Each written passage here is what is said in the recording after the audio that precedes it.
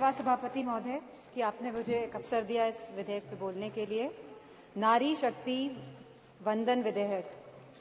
Samajwadi party की हमेशा से यह मांग रही है कि पिछड़ा वर्ग महिला तथा अल्पसंख्यक महिला को भी इसमें सम्मिलित किया जाए, इसमें उनको आरक्षण दिया जाए।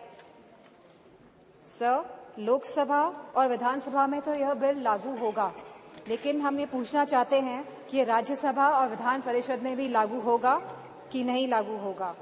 13 साल से यह बिल अटका हुआ था और लगभग 1 दशक पूरा होने जा रहा है भाजपा की सरकार को, और इस 1 दशक में जब लगभग पूरा होने जा रहा है तब इस सरकार को महिलाओं की याद आई है।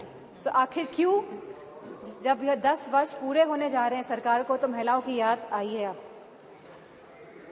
मेरा यह सवाल है कि आने वाले चुनाव में यह लागू हो पाएगा कि नहीं लागू हो पाएगा, और जो विधानसभा के भी चुनाव होने जा रहे हैं, जो 5 राज्यों में होने जा रहे हैं, उसमें यह लागू हो पाएगा कि नहीं हो पाएगा यह महिला विधेयक बिल।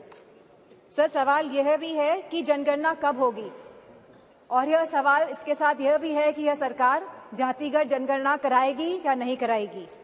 इसी के साथ सवाल यह भी है कि परिसीमन कब होगा, और परिसीमन के आधार पर ही आरक्षण महिलाओं को मिला जाएगा।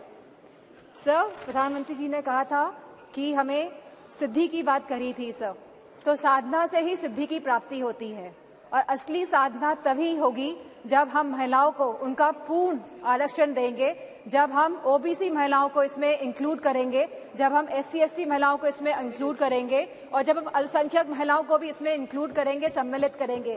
क्योंकि प्रधानमंत्री जी खुद 3 तलाक की बात करते हैं, तो मुझे पूरा भरोसा है कि इसमें अल्पसंख्यक महिलाओं का भी मान और पक्ष रखा जाएगा। जहां हम बात कर रहे हैं आज महिला विधेयक बिल की, तो without revolution evolution is not possible, and for evolution to take place in our country, it is very important that the OBC women get their reservation, that the SC/ST women get their reservation, and that the minorities women also get this reservation, sir. और मुझे पूरा भरोसा है सरकार पर कि Samajwadi party की जो यह मांग है वो इस पे श्रवण भी करेंगी, मनन भी करेंगी, और इसका निधि ध्यासन भी करेंगी। मुझे पूरी उम्मीद है कि हमारी पिछड़ा वर्ग महिलाओं जो बहुत पिछड़ी हैं, जिनकी आप समझ नहीं सकते कितनी वो पिछड़ेपन से गुजर रही हैं, जैसे निशिकांत दुबे जी ने कहा था वो महिलाओं का दर्द समझते हैं, तो उनको पिछड़ी महिलाओं का भी दर्द समझना होगा।